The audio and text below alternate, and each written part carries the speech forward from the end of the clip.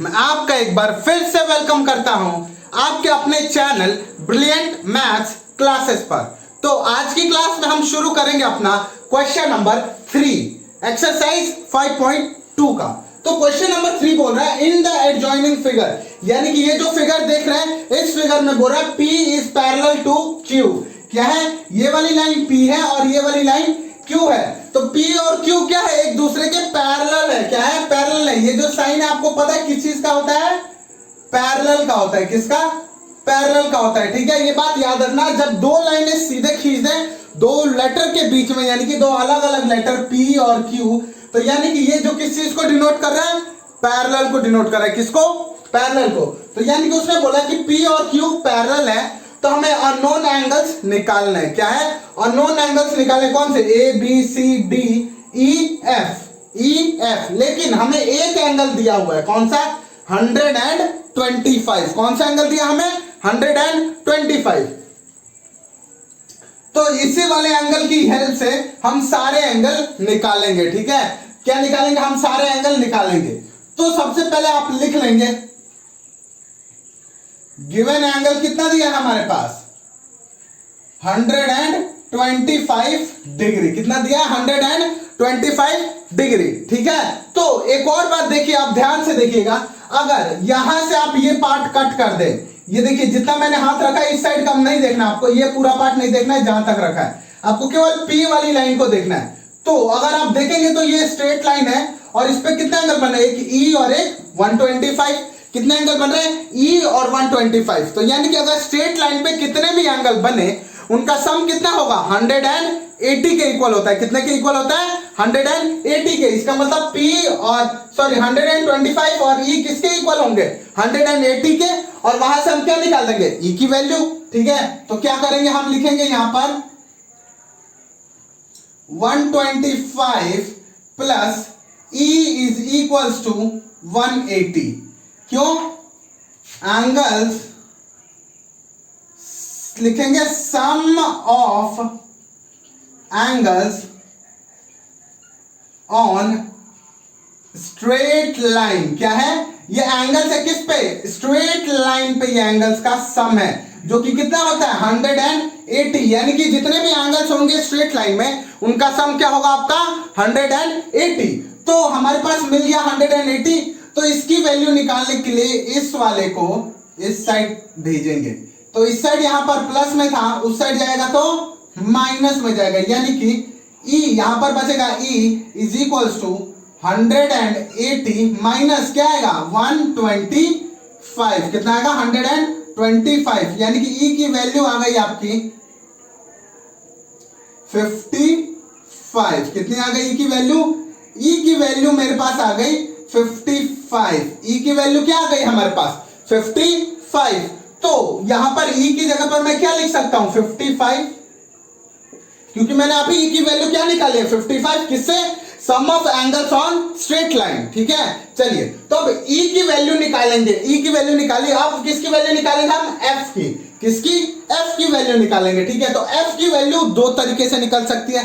पहला तरीका, यहां पर आपको दिख रहा है क्रॉस बनता हुआ, क्रॉस बन रहा है एक इस साइड और एक इस साइड, क्रॉस बन रहा है। तो जब क्रॉस बनेगा तो किस एंगल के बारे में याद हो? हमें किस प्रॉपर्टी को याद करना है? Vertically opposite angle. Vertically opposite angle. तो वर्टिकली ऑपोजिट यानी कि जो ये होगा वही एंगल ये होगा, और जो जितना ये होगा उतना ही ये होगा। क्यों? रीजन क्या होगा? तो ये वर्टिकली ऑपोजिट एंगल की वजह से क्या है? ये इक्वल है। क्या है? इक्वल है। ठीक है, तो यहां पर लिख सकते हैं, आगे यहां पर लिखेंगे angle E is equals to angle F is equals to 55। कितने के इक्वल होगा? 55 के। क्यों? ब्रैकेट में आपको रीजन लिखना बहुत जरूरी है। यहां पर लिख देंगे आप वर्टिकली ऑपोजिट एंगल। क्या होगा? Vertically opposite angle. ये किस चीज से इक्वल है? वर्टिकली ऑपोजिट एंगल से। और अगर आपको यही F की और वैल्यू निकालनी है और तो एक और तरीका है जिसकी वजह से आप F की वैल्यू निकाल सकते हैं। उतना ही आएगा, कोई हार्ड एंड फास्ट रूल नहीं है। अब देखिए, अब आप ये पूरा भूल जाइए, यहां से ये पूरा भूल जाइए और ये ऊपर वाला भूल जाइए। तो अगर आप ये वाली लाइन को देखेंगे जिस पे मैं अभी ड्रॉ कर रहा हूं, ये एक स्ट्रेट लाइन है जो डायगोनली गई है, यानी कि ट्रांसवर्सल लाइन इसे बोलते हैं। तो ये वाली लाइन को देखेंगे, अगर आप ऊपर वाले भूल गए तो ये देखिए, ये दो एंगल बन रहे हैं एक स्ट्रेट लाइन पे। क्या है? दो एंगल बन रहे हैं स्ट्रेट लाइन पे, यानी कि जो चीज हमने पहले किया था वही चीज हम यहां पर कर देंगे। ठीक है, यानी कि अगर दो एंगल बन रहे हैं स्ट्रेट लाइन में, तो जितने भी उन दोनों एंगल का जो सम होगा वो किसके इक्वल होगा? 180 के इक्वल होगा। बिल्कुल सही। तो 180 के इक्वल होगा, तो यानी कि 125 plus angle F is equal to 180। किस प्रॉपर्टी से हमने किया? Sum of angles on straight line, sum of angles on straight line. ठीक है, तो यानी कि यहां पर भी लिखेंगे 125 प्लस का angle F is equal to 180, plus का एफ इज इक्वल टू 180। ठीक है, तो यहां पर रीजन क्या देंगे आप? Sum of angles on straight line. क्या है? Sum of angles on straight line. ठीक है, क्या है? ये एंगल्स है जो कि स्ट्रेट लाइन पे है। ठीक है, क्या है?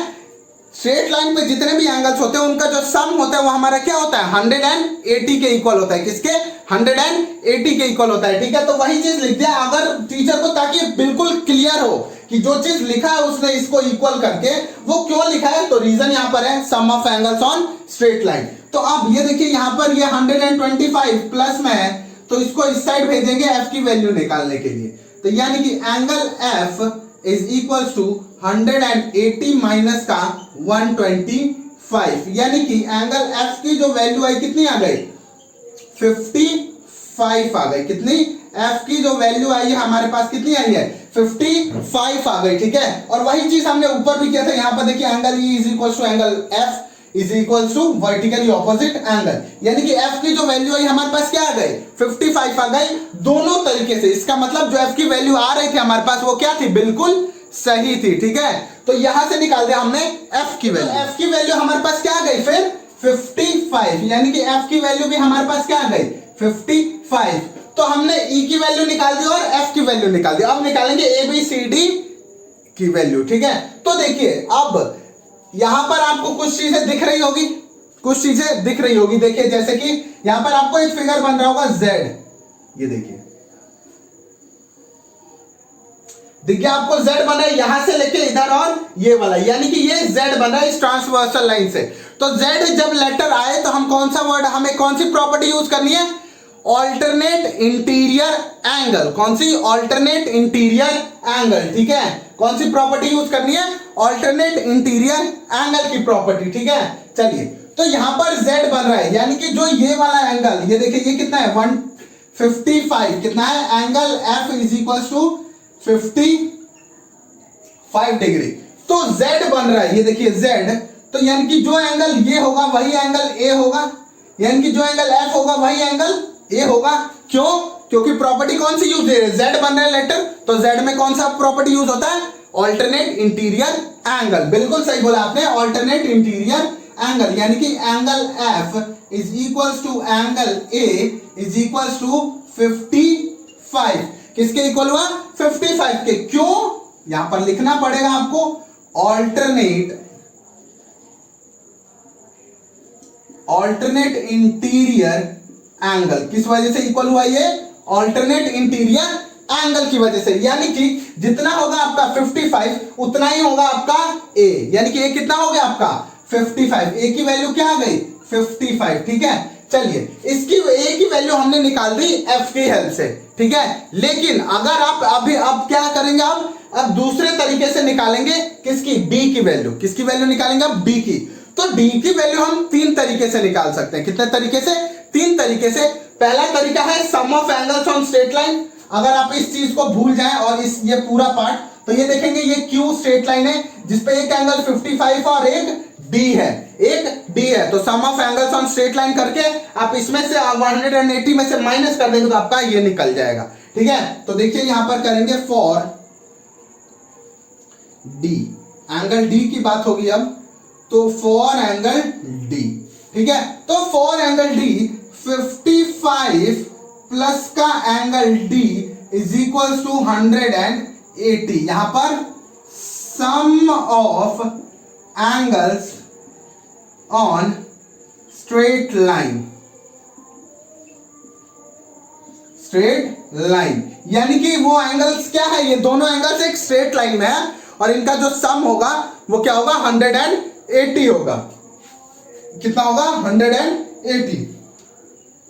तो ये इधर प्लस में है, जब इस साइड आएगा तो माइनस में, यानी कि angle D is equal to 180 minus का 55। कितना आया, 55, यानी कि angle D is equal to 125। Angle D की वैल्यू हमारे पास क्या आ गई, 125। कितना आ गई एंगल डी की वैल्यू, 125 आ गई। ठीक है, ये तो आ गया हमारे एंगल्स ऑन स्ट्रेट लाइन के ऊपर। लेकिन अगर आप थोड़ा सा और ध्यान से देखेंगे तो ये वाली लाइन को देखिए, जो ट्रांसवर्सल लाइन है यहां तक आ रही है, ये देखिए एफ बन रहा है, यानी कि एफ इस तरीके से कुछ बन रहा है एफ।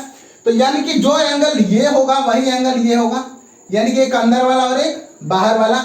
एफ में कौन सा प्रॉपर्टी यूज होती है, कॉरस्पॉन्डिंग एंगल। कौन सी प्रॉपर्टी, कॉरस्पॉन्डिंग एंगल। बिल्कुल सही, आपको याद है कॉरस्पॉन्डिंग एंगल, यानी कि जो एंगल आपका 125 होगा वही एंगल होगा आपका डी। क्या होगा, 125 is equal to angle D.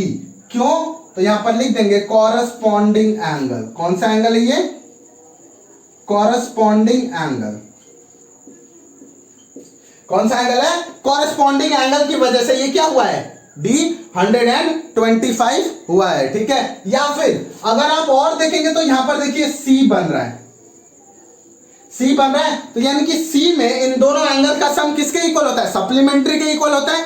हमने अभी एक क्वेश्चन में पढ़ा था कि इन दोनों एंगल्स का सम सप्लीमेंट्री के इक्वल होता है, यानी कि 180 के। तो अगर ये 55 है तो ये 180 में से माइनस करेंगे, कितना आएगा, 125। तो यानी कि तीनों तरीके से आपका सेम आंसर आ रहा है। इसका मतलब जो डी है आपका वो कितना आया, 125। कितना आ गया, डी 125। ठीक है, तो अब निकालेंगे हम बी और सी। तो बी और सी की भी वैल्यू बिल्कुल इजी है, वो चीज हम ऑलरेडी यहां पर यूज कर चुके हैं, वही चीज हमें यहां पर यूज कर रहा है। ठीक है, तो देखिए अब निकालेंगे एंगल बी की value for B, for angle B. तो एंगल बी की वैल्यू भी आप 2 या 3 तरीके से निकाल सकते हैं, लेकिन आप सबसे इजी तरीका करेंगे। देखिए यहां पर भी आपको क्रॉस बनता हुआ दिख रहा होगा, ये पूरे पोर्शन में, इस पोर्शन में क्रॉस बन रहा है। तो क्रॉस बन रहा है तो कौन सा एंगल, कौन सी प्रॉपर्टी यूज होगी, वर्टिकली ऑपोजिट एंगल। बिल्कुल सही बोला आपने,